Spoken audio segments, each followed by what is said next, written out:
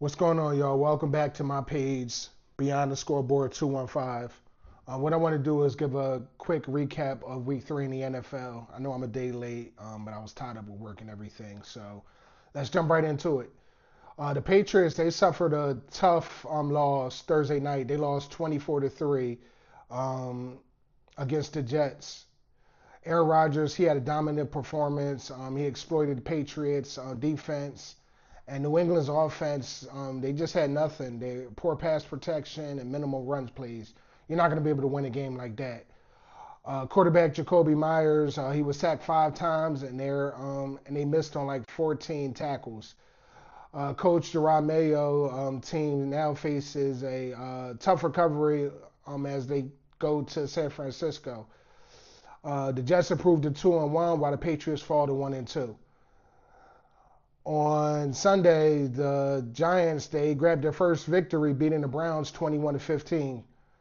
Rookie Malik Neighbors he shined with 2 touchdown catches and a key defensive play, stopping the interception. The Giants led 21 to 7 at halftime. The Browns tried to come back late in the game, but it just wasn't enough for the game. Despite the Giants fumbling early, they were able to hold on to the game. Neighbors became the youngest wide receiver to score 2 touchdowns in a game. The Giants are now 1-2, fourth in the NFC East, while the Browns are 1-2, third in the AFC North. Sam Darnold and the Vikings they crushed the Texans 34 to 7. I wasn't expecting that game. I thought it was going to be a closer game. I've been following C.J. Stroud since last year, and I feel like he's going to be a great quarterback in the league. He just didn't have a great game. Sam Darnold threw for 4 touchdown passes. They just dominated the entire game. Jonathan Gennard, he had 3 sacks and forced 2 picks. Sam Darnold, he had Justin Jefferson, Aaron Jones, Jalen Nailor, and Johnny Munt for touchdowns. Jefferson had 81 yards, and Jones added 102 rushing yards. Sam Darnold went for 17 for 28 for 181 yards with no picks. The Vikings defense, they locked down the Texans offense. The Vikings are now 3-0, first in the NFC North, and the Texans are 2-1. They're first in the NFC South. The Eagles they bounced back after their tough loss to the Falcons last week. They were actually able to beat the 2-0 Saints coming into this game. Dallas Goedert dominated this game. He had 170 receiving yards, and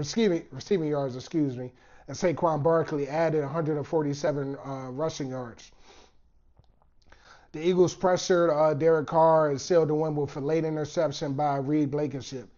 Despite key injuries from A.J. Brown, Devontae Smith, and Lane Johnson, the Eagles were actually able to pull off that win.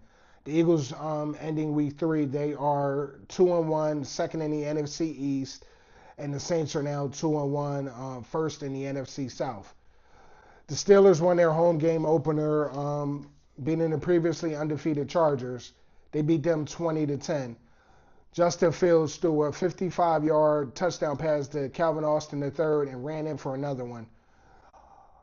He ended up passing for 245 yards. This is his best game all season, I believe.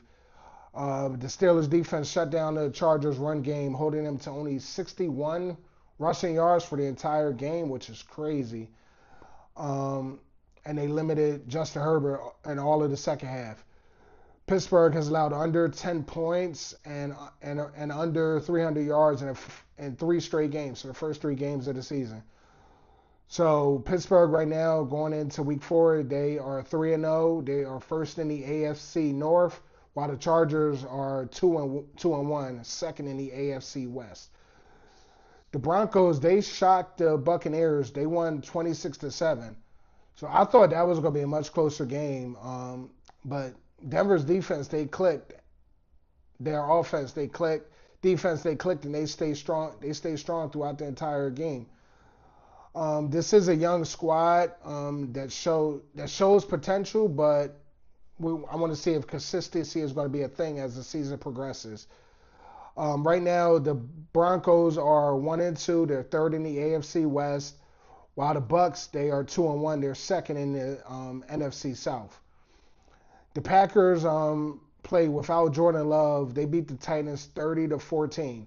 Malik Willis shined. He threw for nearly 200 yards and a rushing touchdown. Green Bay's defense, they dominated with 8 sacks and a pick six by Jair Alexander. Willis was traded earlier this month from the Titans, but that showed to be a major improvement for the Packers. This was one of his best games. I think it was better than any game he played for the Titans. The Packers are now 2-1, third in the NFC North, while the Titans fall to 0-3, third in the AFC South. Andy Dalton stepped it up for benched Bryce Young. He threw for 319 yards and 3 touchdowns and led to the Panthers beating the Raiders 36-22. I feel like he played his heart out because he didn't want to end up on the bench like Bryce Young. Chuba Hubbard rushed for 114 yards, and the Carolina, they secured their first victory. The Raiders struggled that entire game. They only had 55 rushing yards for the entire game. You can't win a game with only 55 rushing yards. The Panthers right now, they're 1-2. They're fourth in the NFC South, while the Raiders are 1-2. They're fourth in the AFC West. The Seahawks, they beat the Dolphins 24-3. Geno Smith threw for 289 yards, including a 71-yard touchdown pass to DK Metcalf. The Dolphins quarterback, Skylar Thompson, he got hurt in the game, so Tim Boyle came out, but he couldn't lead the comeback. Seattle's defense held firm. Zach Charbonnet added 2 rushing touchdowns. Seattle is now 3-0. They're first in the NFC West, while the Miami Dolphins continue to face quarterback struggles with Tua Tagovailoa being injured and now Skylar Thompson being injured. They fall to 1-2, and they're third in the AFC East. The Lions beat the Cardinals. Jared Goff, he threw 2 touchdown passes, and David Montgomery added another rushing touchdown. They beat the Cardinals 20-13. Detroit's defense stifled Kyler Murray in the second half. They just weren't able to do anything, and Jared had a good hook and ladder play to Jamar Gibbs. That was the key highlight of that game, I believe. The Lions right now, they're 2-1. They're second in the NFC North, while the Cardinals are 1-2. They're second in the NFC West. Now we're going to go down to the Cowboys-Ravens game. So that was actually a blowout for the first 3 quarters. The Ravens started that game really tough. They ended up beating the Cowboys 28-15, but they allowed 19 points in the fourth quarter. Derrick Henry rushed for 151 yards and 2 touchdowns. The Ravens, they started the game, well, for the first 3 quarters, it was 28-6. So it was a shutout, essentially. But I feel like they just kind of let their foot up off the gas and let the Cowboys come back in. The defense, they allowed 274 rushing yards from the Ravens. That came from Derrick Henry and Lamar Jackson. You're not going to win a game if you're allowing that many rushing yards. That's almost 300 rushing yards per game. The Cowboys have now given up 120 points in their last 3 home games and just continue to struggle. The Ravens right now, they're 1-2. They are second in the AFC North, while the Cowboys are 1-2. They're third in the NFC East. The Chiefs won against, who did they play? Against the Falcons, excuse me. Patrick Mahomes threw for 217 yards and 2 touchdowns. Rashee Rice added 12 catches for 110 yards and a touchdown. The Chiefs defense, they stopped the Falcons on a crucial 4th and inches play, which was pretty much shutting down Bijan Robinson in the final minute. So the Chiefs right now, they're going into week 4 undefeated. They're 3-0 and first in the AFC West, while the Falcons fall to 1-2 and they're third in the AFC South. The Bills crushed the Jaguars on Monday Night Football. Josh Allen and them boys, they just came in and it was like it was a practice game. I believe going into the second half, it was 33-3 or something like that. But the Bills, it was just no stopping them the entire game. The defense was putting in work.